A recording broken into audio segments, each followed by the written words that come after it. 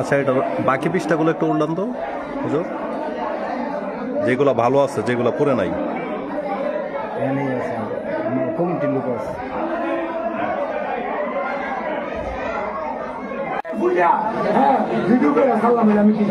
সেই জন আমি বাইরে আদনাম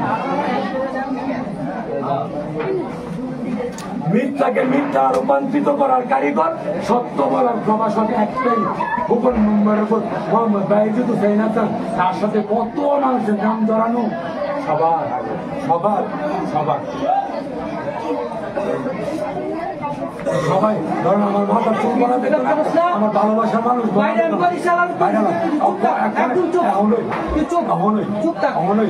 আরে বাইনা বাইনা ওই সৌদি থেকে যায় ফোন দিছি কলিজার বাইনা ভাই ভাই জানে মানুষ কিল্লাই আমার লাঠিটা দেন, আমি গোসল করে ফ্রেশ হই, আমি বাইরে ফ্যান থেকে দেলাই তো আমি গান অন্তর দিতাম, অনেক হয়েছে তো ইয়াল্লা আমি ফ্রেশ হবো, ড্রেস আপ চেঞ্জ করবো ইয়াল্লা।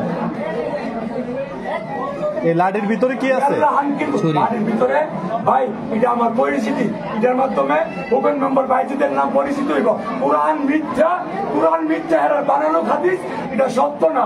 সত্য হইছে মালিক বলছে সত্য বলো, হৃদয়ে শান্তি নাও, মাটি ও পানিতে উৎপাদিত সব নিয়ামত তোমরা উপভোগ করো, তার কোনো টাকা লাগে না।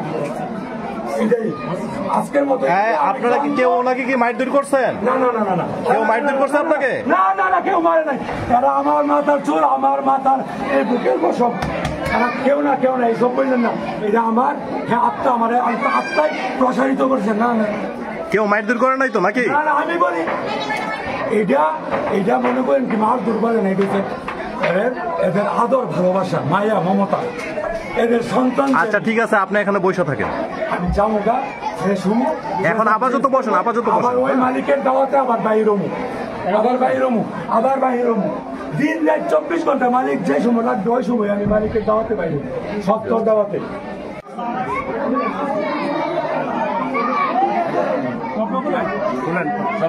খুলেন ছুরি।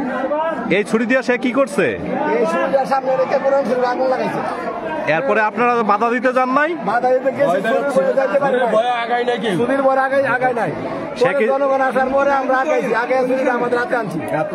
সে কি ছুরি দিয়ে কি আপনাদেরকে আঘাত করতে চাইছিল? এখন সে জুম্মার নামাজের পরে সে কোরআন শরীফের মধ্যে আগুন লাগাইছে।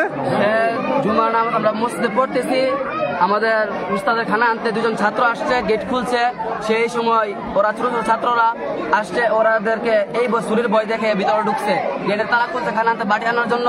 তো সেই সময় ভিতর থেকে কোরআন শরীফ এনেছিলা, এখানে মাঠের মাঝখানে এনেছিলা, কতগুলো লাথি মাইরেছিলা, আস্তর মেরেছিলা, তারপর আগুন লাগাই দিছে।